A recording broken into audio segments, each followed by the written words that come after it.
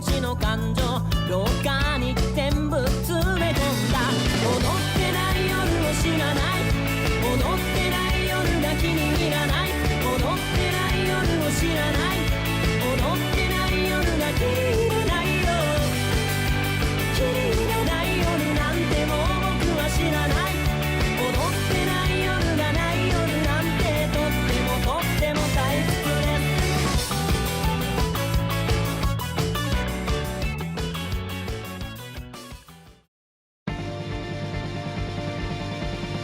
Blue Archive is on an upward trend. The anime came out, 大人としてのプライドとか and there has been a lot of heated discussions on particular platform about the interactions and feelings about students.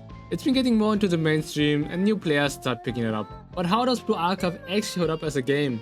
I played this game a fair bit, I'm level 88, was doing endgame content and pitching on banners. This has to be it! This has to be it!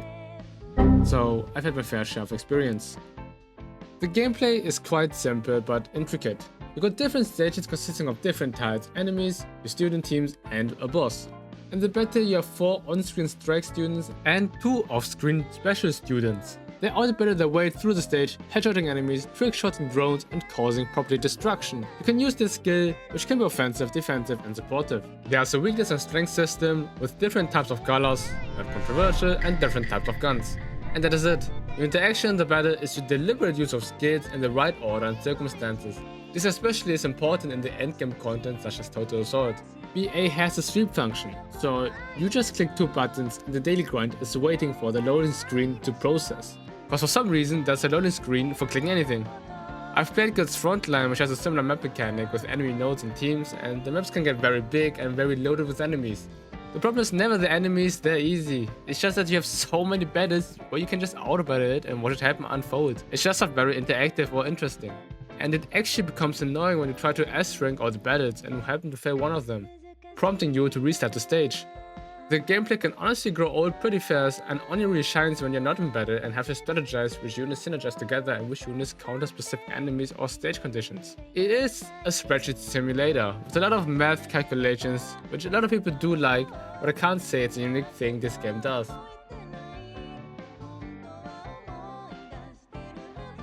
The design of Blue Archive is very cute, and in some cases funny.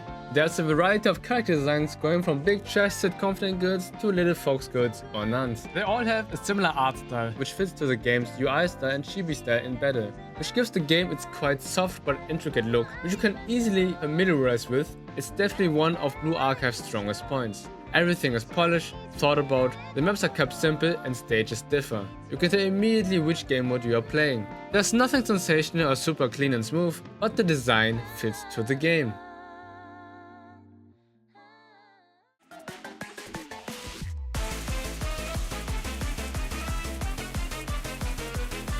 On to probably Blue Archive's strongest aspect, their soundtrack. It's insane.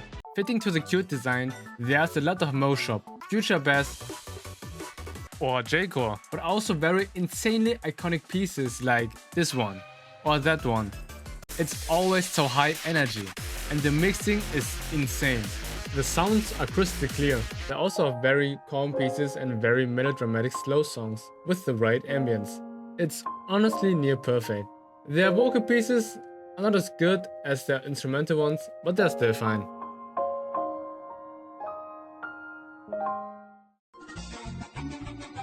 Now, the gacha is a weird one in Blue Archive. It is commonly known for its missing soft pity, having a 200 pull pity and multi-banners, with a low daily income. But there are a lot of events and game modes that give additional paroxysm, maintenance and special occasions. The calculation I used is not completely correct for every month, but it's a gross estimate. In a month we get 20 every day, plus PvP, which I'm gonna average to 14. The more you play, the higher that gets. 120 per week, about 1000 for every total assault, which commonly happens twice a month, 2 events, which give about 3060.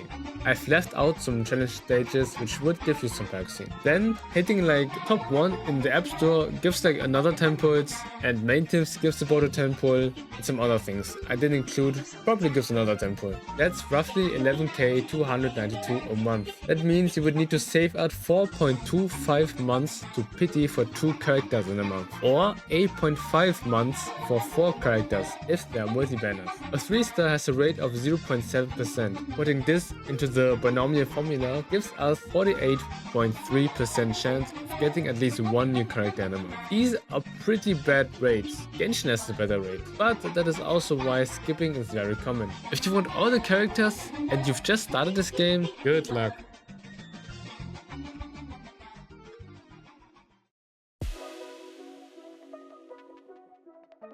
You are the trusted sensei of the students in this game, teaching them how to kill, how to rob a bank, and how to not flunk an exam. You are also seemingly the only adult in this game, which does play a significant role. The stories are separated, and some are really good and some are really just fine. The personality of the students shine in the stories, and it's not 100% just reading. There's also storytelling with in-game battles. I speak about the first and third stories. The first one is about the Arbiter School and the crippling debt. The story is pretty generic, but the interactions are quite interesting and fun. But as a story that's being told, it's just fine. Now we move on to one of the corner pieces of BA storytelling, Eden Treaty. There's tension between Great Britain-inspired Trinity and Germany-inspired Gehenna. This truly transcends universes. And reminiscent of Code Geass, when the peace treaty that shall amend the problems between schools was being done, something happens and bombs explode, ruining the treaty. While this happens, we the sensei teach some students algebra and history. Cinema. We are responsible for this ragtag group of individuals which are all failing their exams and are close to getting expelled. But with each story, more and more connections are being made and all the different groups' paths intertwine. So do their desires. Lots of character development, lots of racism, lots of attempted murder. The story has many POVs and different groups with different interests. We as the sensei are giving advice and lectures to our group, and they will be the ones that solve the problems. It's endearing and satisfying to see the character progression in the story, and the gripes and problems of students that are not related to studying show a more fleshed out world. The story is not without fault though. There are some cheaply written turning points, and our sensei is a bit of an OP character. But all in all, it is a good story. With that, we get an average score of 69. Don't say 8 here. Pretty good game. I would recommend it. If you're gameplay oriented, maybe not. Also, there's a lot of porn. Like a lot of porn. Like a huge amount. Entire floors. And they